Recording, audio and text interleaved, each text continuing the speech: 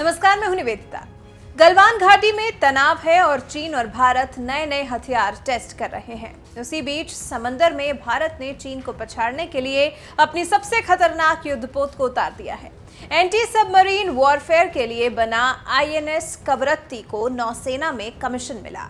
Army chief general Manoj Mukund Naravane ने इस स्वदेशी कॉर्वेट को नेवी का हिस्सा बनाया।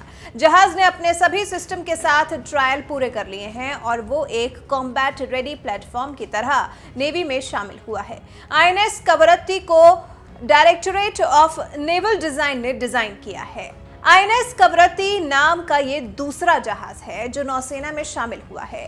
पुराना आईएनएस कवरत्ती 1971 में पूर्वी पाकिस्तान में सक्रिय था। जो आज हम बताने वाले हैं कि आईएनएस कवरत्ती दुश्मन पर कैसे भारी पड़ेगा। आईएनएस कवरत्ती प्रोजेक्ट 28 के तहत बनाया गया है। 2003 में अप्रूव हुए इस प्रोजेक्ट का ये आखिरी युद्धपोत है। इससे पहले आईएनएस कमोर्ता 2014 में, आईएनएस कदमत 2016 में और आईएनएस किल्टान 2017 में नेवी का हिस्सा बन चुके हैं। आईएनएस कवरत्ती का 90% हिस्सा पूरी तरह स्वदेशी है।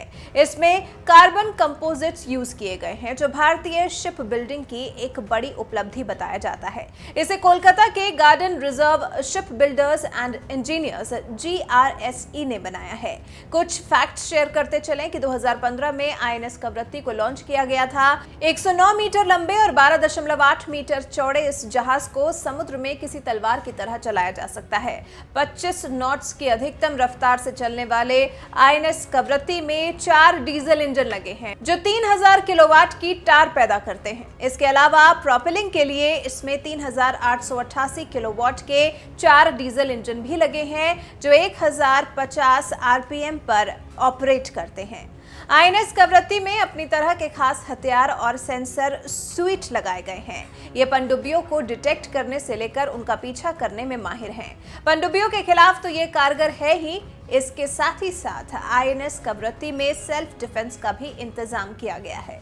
GRSE का दावा है कि ये आईएनएस कवरत्ती के स्टील्थ फीचर्स ऐसे हैं जो दुश्मन की नजरों से इसे गायब कर देते हैं।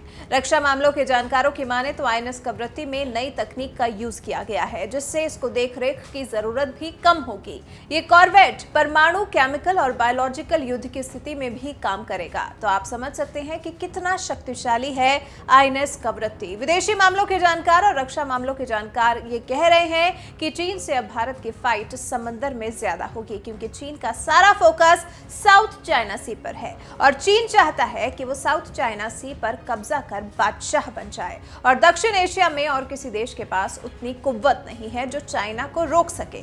तो सिर्फ भारत ही है जो समंदर में बसे देशों की रक्षा कर सकता है और वो देश भारत की तरफ निगाहें लगाए हैं। इसलिए भारत का समंदर में अपनी ताकत को बढ़ाना चीन को परेशान कर सकता है और लग रहा है कि भारत की रणनीति यही है और भारत सही दिशा में आगे बढ़ रहा है। ऐसे में समंदर की लड़ाई में भारत चीन को करारा जवाब दे रहा है और उसी का उत्तर है आईएनएस कवरत्ती।